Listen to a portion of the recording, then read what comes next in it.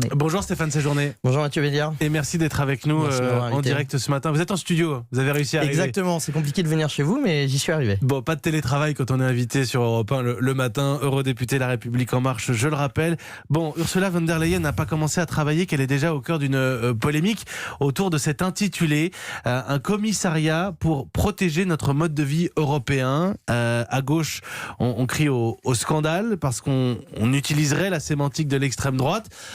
Du côté de la droite un peu plus dur, on se satisfait. Quelle est votre position ? Oui, à partir du moment où il y a un doute sur cet intitulé, et moi c'est ce que j'ai dit en réunion de mon groupe, et puis c'est ce que je dirais y compris dans l'hémicycle cette semaine, il faut pouvoir changer cet intitulé. Moi je ne sais pas trop ce que ça veut dire objectivement le mode de vie européen. On aurait pu avoir d'ailleurs un débat sur la question de la civilisation, c'est un sujet qui nous a impacté pendant la campagne des européennes, puisque entre Bellamy, nous, on avait une différence en tout cas de vision sur la question de la civilisation européenne. Il existe Bellamy à vos yeux considérait pour le coup que c'était la civilisation judéo-chrétienne. On considérait que c'était une question d'état de droit, de valeurs que portait l'Europe. Ça, on aurait pu avoir un sujet de discussion autour d'un titre comme ça.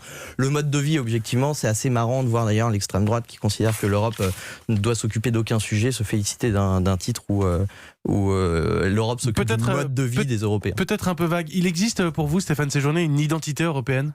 Oui, moi je pense qu'il y a une identité européenne. Il y a surtout beaucoup de valeurs qu'on partage pour le coup entre États membres. La question des démocraties et de la manière dont justement on envisage la liberté des journalistes, l'indépendance de la justice, toutes ces questions qui portent les lumières européennes et qui ont fait aussi la construction européenne. C'est des sujets pour le coup qui nous sont communs à tous les députés européens et à toutes les institutions. Sur cette polémique, la présidente de la Commission européenne, je le rappelle, Ursula von der Leyen, n'a pas encore commenté, si ce n'est un tweet avec l'article 2 du traité de Lisbonne, dans lequel on reprend les valeurs fondées sur les valeurs, respect de la dignité humaine, de liberté, démocratie, tolérance, justice, solidarité, l'égalité.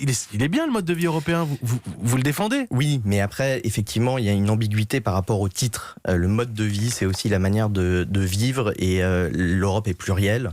Et personne va nous dire comment vivre en Europe. Je pense qu'il y a encore une fois, il y a un débat de civilisation, de valeurs. Et d'ailleurs, le tweet de la présidente relève aussi toutes ces valeurs communes. Elle fait de la politique, Ursula von der Leyen. Bien sûr. Non, mais on est habitué à une commission un peu plus, pardonnez-moi, mais un peu plus techno, un peu plus administrative. Ouais, je pense là, elle fait de la politique. Je pense qu'elle fait de la politique. Et je pense que faire de la politique, c'est aussi pouvoir, à un moment donné, changer un intitulé qui ne fait pas consensus. Moi, je suis attaché au fond. Il faut le changer. Pour vous, il faut le changer. Oui, à partir du moment où il y a un débat autour de ça, moi j'ai lu la lettre de mission du commissaire en question. On retrouve d'ailleurs un certain nombre de sujets que nous on porte sur ces grandes questions, notamment migratoires, avec l'asile commun, une forme de convergence en tout cas des critères.